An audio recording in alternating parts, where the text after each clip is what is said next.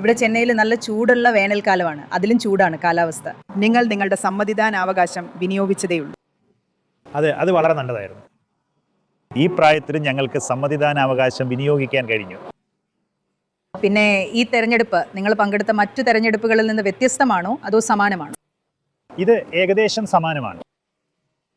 ഒന്നുമില്ല, വലിയ വ്യത്യാസമൊന്നുമില്ല. പ്രത്യേകിച്ചൊന്നുമില്ല. അതെ, പക്ഷേ നന്നായി സംഘടിപ്പിച്ചിട്ടുണ്ട്, നിങ്ങൾക്ക് വിനിയോഗിക്കാൻ കഴിയുന്നുണ്ട്. അതെ, നന്നായി സംഘടിപ്പിച്ചിട്ടുണ്ട്, വളരെ നന്നായി സംഘടിപ്പിച്ചിട്ടുണ്ട്. ശരി. ഒരുപാട് കാര്യം. അമ്മ. പക്ഷെ എന്നിരുന്നാലും നിങ്ങൾ ഇത് ചെയ്യേണ്ടത് പ്രധാനമാണ്. അതെ. ഹായ്, നിങ്ങളുടെ നീണ്ട ക്യൂവിൽ കാത്തു നിൽക്കുമ്പോൾ ഇന്നത്തെ നിങ്ങളുടെ ചിന്തകൾ എന്തെല്ലാമാണ്? അടിസ്ഥാനപരമായി ഇതൊന്ന് വേഗം കഴിഞ്ഞിട്ടാൽ ഞാൻ തിടുക്കം കൂട്ടിയാണ്. പക്ഷെ നിങ്ങളിത് ചെയ്യേണ്ടത് പ്രധാനമാണ്. അതെ, തീർച്ചയായും ഇത് വളരെ പ്രധാനപ്പെട്ടതാണ്.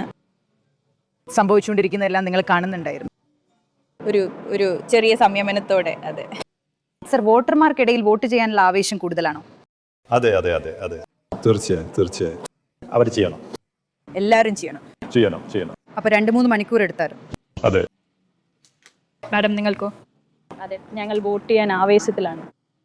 അതുകൊണ്ട് വോട്ട് ചെയ്യാൻ കാത്തു നിൽക്കുന്നതിൽ ഒരു വിഷമവുമില്ല. വളരെ നല്ലത്. ശരി. നിങ്ങൾ ഇതുവരെ എത്ര തവണ വോട്ട് ചെയ്തിട്ടുണ്ട്? 3 തവണയിൽ കൂടുതൽ. അതെ. പിന്നെ ഇത്തവണ ബഹളം കൂടുതലായിരുന്നു, പ്രചാരണം. ഇത്തവണ സ്പെഷ്യൽ ആണെന്ന് തോന്നുന്നു, അതുകൊണ്ട് കുറച്ചുകൂടി എക്സൈറ്റഡ് ആണ്.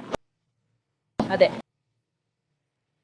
വോട്ട് ചെയ്യുന്നതിനെ കുറിച്ചുള്ള നിങ്ങളുടെ ഉത്സാഹം എന്താണ്? കൂടാതെ അത് ഞങ്ങളുടെ കടമയാണ് മാഡം. അത് ഞങ്ങളുടെ കടമയാണ്. ഞങ്ങൾ ചെയ്യണം. വന്ന് ഞങ്ങളുടെ ഭരണഘടനാപരമായ കടമ നിർവഹിക്കണം. ഞങ്ങൾക്കിപ്പോൾ അത് ചെയ്യണം. എല്ലാവരും വോട്ട് ചെയ്യണം. അതിൽ വളരെ മനോഹരമായ എന്തോ ഒന്നുണ്ടല്ലേ, നമ്മളെല്ലാവരും ഒരുമിച്ച് വരുന്നത്.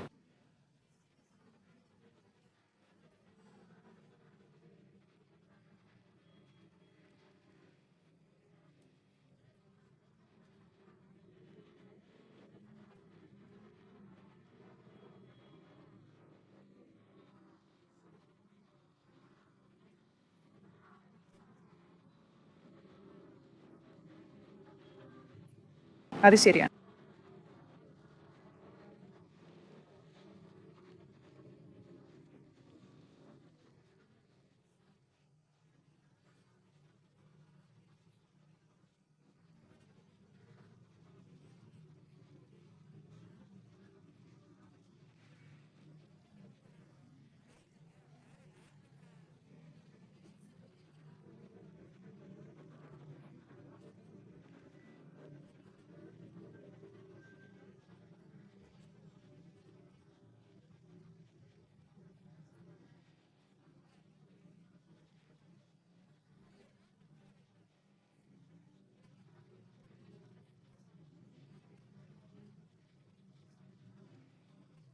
ദുർഗ നമുക്ക് വേണ്ടി കാര്യങ്ങൾ സംഗ്രഹിച്ച് പറയുന്നു. നമ്മൾ മറ്റെല്ലാ ഉത്സവങ്ങളെക്കുറിച്ചും സംസാരിക്കുന്നു.